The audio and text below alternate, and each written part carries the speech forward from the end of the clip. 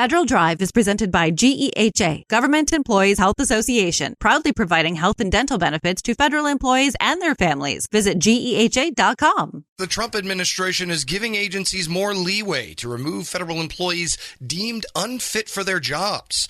A new final rule from the Office of Personnel Management expands the reasons that employees might be considered unsuitable and therefore fireable. The change is meant to increase employee accountability, but concerns remain about the possibility of politically motivated removals. Here with more, Federal News Network's Drew Friedman. Drew, welcome. Nice to be with you, Eric. So suitability and fitness, that can mean a lot of things for a lot of different avenues. What have these regulations looked like historically when they've applied those terms? Yes, so suitability and fitness for the federal workforce and in federal regulations means something very specific. And historically, what this means is that an agency gets to determine when they're hiring a new employee whether that person has the right character and conduct to perform their work and that they're not going to be potentially susceptible to misconduct in their jobs. Those regulations historically have been applied only to federal job applicants before they are hired and when agencies are considering whether to recruit them for both the competitive and accepted services, as well as the senior executive service. But once hired, historically, federal employees are subject to other disciplinary proceedings and not these suitability and fitness determinations. So that's what OPM is really changing here with this final rule. Yeah, what are the changes exactly with the final rule? Are they just expanding who they can deem unfit and unsuitable, or is something else in the works? So you can look at it as three main changes that are coming from this final rule. One is that these suitability and fitness regulations are going to apply to both current federal employees as well as prospective employees who are applying for a job. It's also, secondly, going to expand the number of reasons that employees can be found unfit or unsuitable for their jobs. And then finally, it's going to give OPM itself more authority in the process and the final say in determining whether employees are suitable or not. So those are the three buckets. But if you look specifically at the number of reasons that employees can be found unsuitable, I think it's worth looking at what OPM is expanding there. So historically, agencies are required to consider an employee's record of criminal or violent conduct, their alcohol use, instances of deception or fraud in their employment history. But then on top of that, the new regulations will now require agencies to look at a lot of other factors. That includes whether employees file their taxes on time, whether they meet U.S.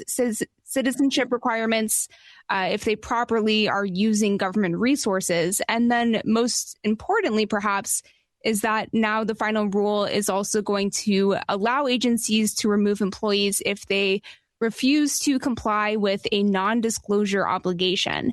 And if you'll remember, Eric, this is coming just a few weeks after OPM has also proposed a government-wide NDA for federal employees. So I think the context there is important to point out, and that this could be a reason if federal employees decide not to sign that type of form, they could be susceptible to removal under these new regulations as well.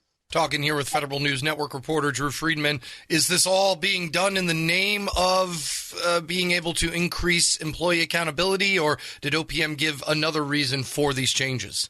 Accountability is absolutely part of it, and that's definitely a common talking point from OPM and from the Trump administration more broadly.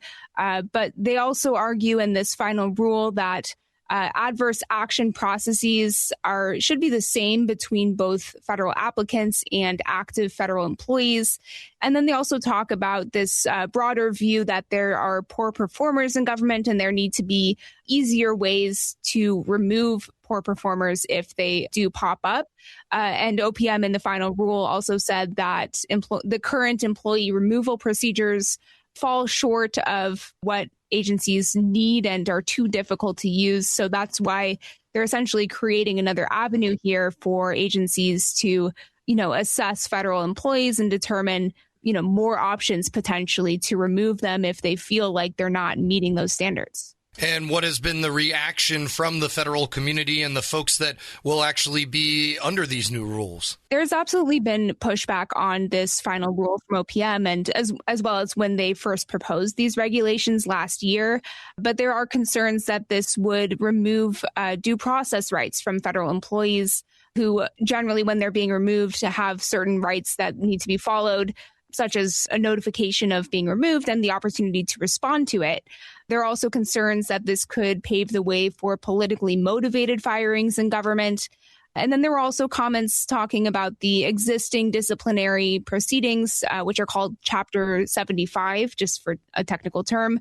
But, there's an argument there that those are already sufficient to be able to remove active federal employees, and you don't really need this second pathway.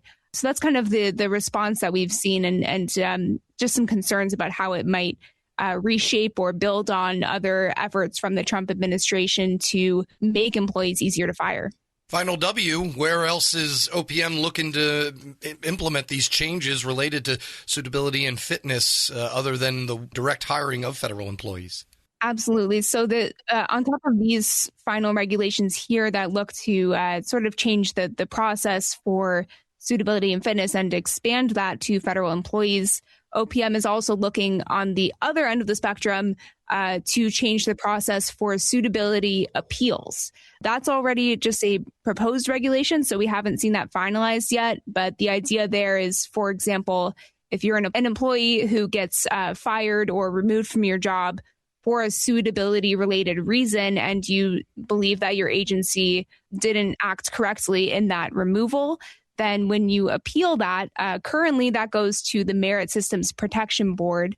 But what OPM is trying to change here is to make itself at OPM the deciding factor in those appeal cases rather than have it be at the MSPB independently. So that's another change that I think we're likely going to see coming up pretty soon from OPM here. Federal News Network reporter Drew Friedman, thanks as always. Absolutely. Thank you. And you can find her story at federalnewsnetwork.com.